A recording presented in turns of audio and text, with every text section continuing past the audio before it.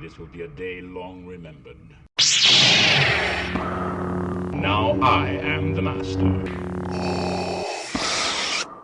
Welcome to another episode of Legends and Theories, and welcome to my review of the Umbrella Academy Season 4. And there will be spoilers, so if you haven't watched it yet, don't watch this, but yeah, honestly, I think that this is overall a pretty good season. I feel things that were honestly a little rushed.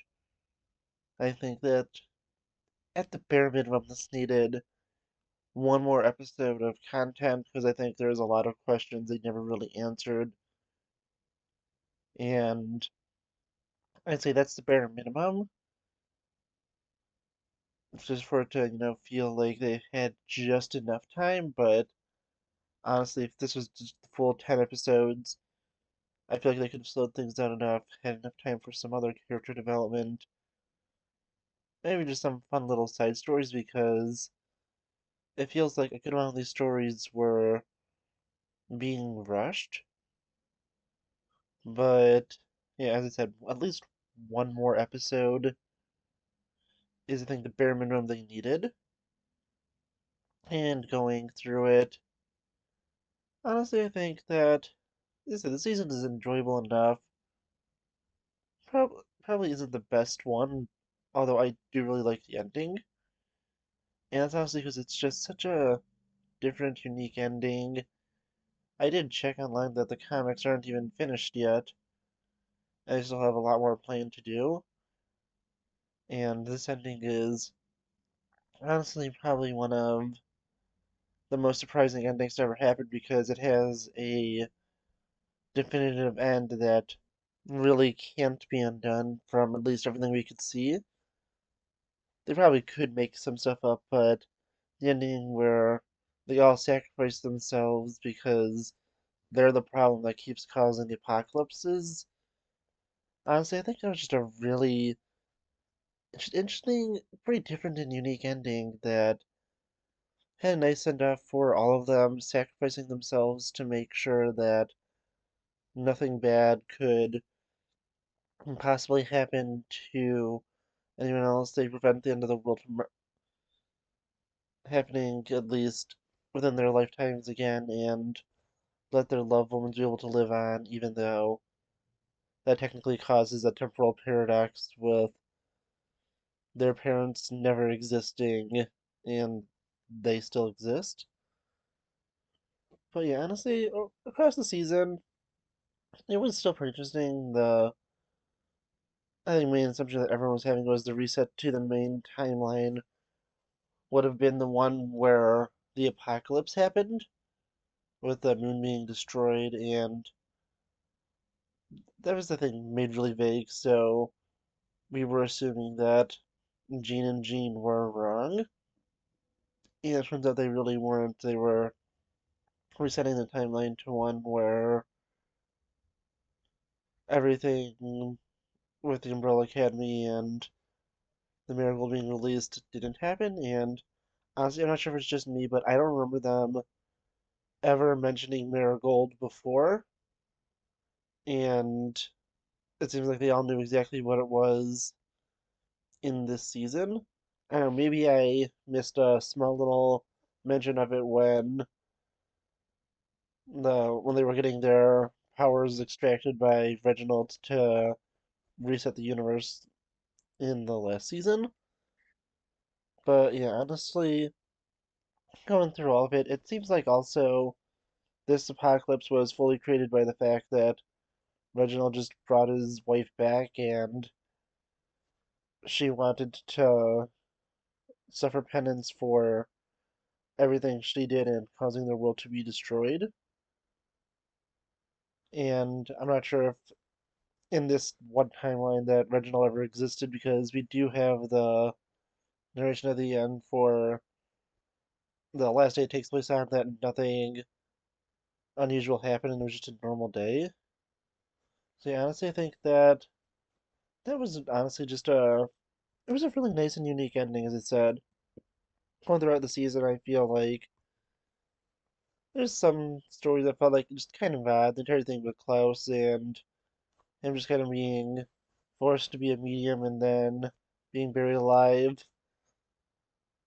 I feel like that would have worked more if that had more time to grow, but with the fact that it took place essentially over like 2 episodes, I feel like it probably should just been cut and they should have done more explaining about, well, one, how Jennifer got inside that squid and was sent here, and how she was infected with I can't remember what the thing is called, but the anti-marigold that was causing the destruction of the world.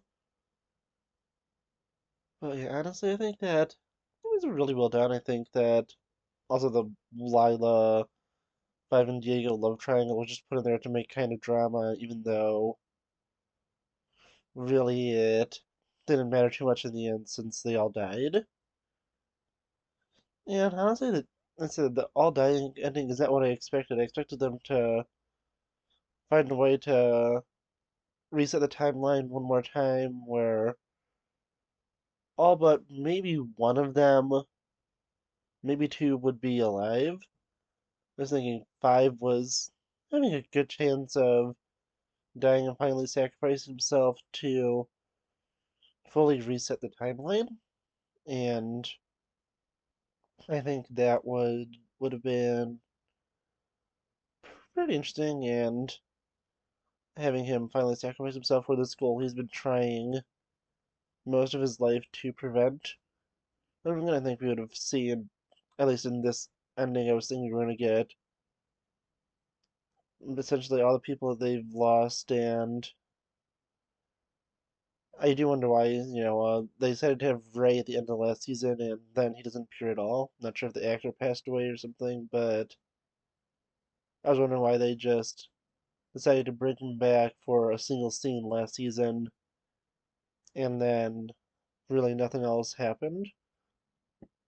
But yeah, honestly, just going through this, all the characters were interesting. I think that also the stuff between Victor and Reginald Hargreaves was honestly pretty interesting with them trying to go with different ways, and Reginald ultimately putting his faith in his kid, well, from kid from another timeline, with his wife's manipulation to try and prevent this a good way. But if Reginald just went with his gut, he would have prevented this apocalypse.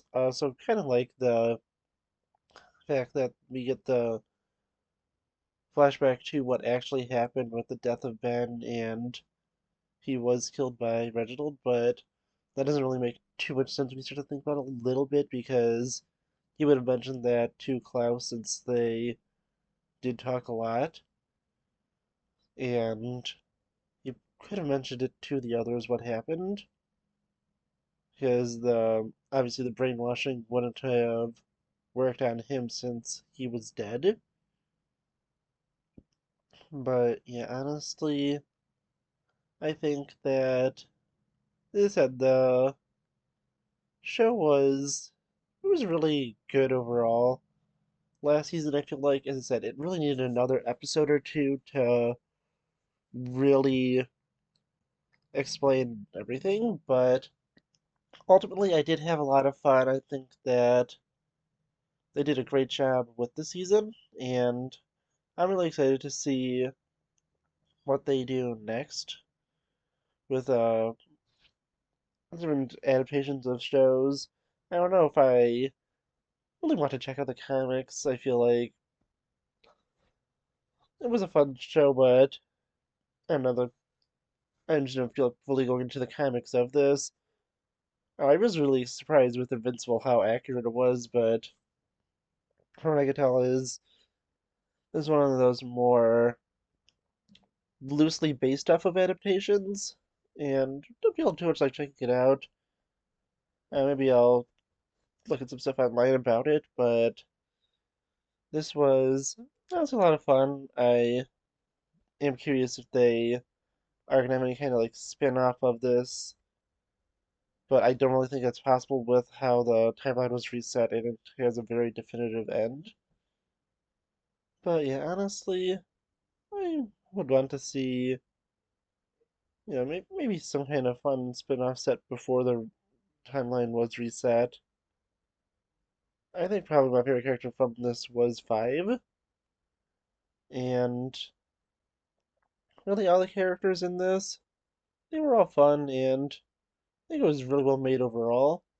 But I think that really, if they wanted to, they really should have. Well, if they, I'm not sure what their budget was, but I mean, they should have been given at least, I said, one more episode to fully explain everything. But I want to know what you think. Please let me know in the comments, and I'll see you on the next episode of Legends and Theories. Thank you for watching this episode of Legends and Theories. Please subscribe, like the video, share the video, leave a comment, check out the video on screen, and may the Force be with you.